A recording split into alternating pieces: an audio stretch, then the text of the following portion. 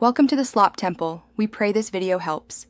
You start by confirming hardware and software readiness. This saves wasted time.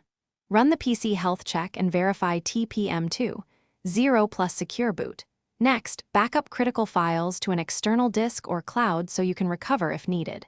Once done, free up about 20-30 GB and install pending Windows 10 updates. Make sure your device is fully updated first. Finally, note your Microsoft account and product key information to avoid activation surprises during the upgrade. You now select an installation method that fits your comfort level. If you prefer simplicity, use Windows Update or the official installation assistant. It guides you step by step. If you need a clean install or multiple PCs, download the ISO and make a bootable USB with media creation tool, choosing GPT for UEFI. Once the media is ready, disable printers and external drives, plug into reliable power, and start setup. Choose whether to keep apps and files, and follow on-screen prompts to begin the upgrade.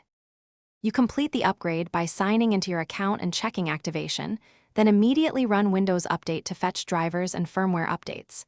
Make sure peripherals function and use vendor utilities to update GPU or chipset drivers. If something goes wrong, try a clean boot and rerun setup. This removes software conflicts. Once you confirm stability, remove the backup or keep it for a few days. If needed, roll back to Windows 10 within the 10-day window or use your system image for recovery. Thanks for watching. Consider subscribing if we helped you.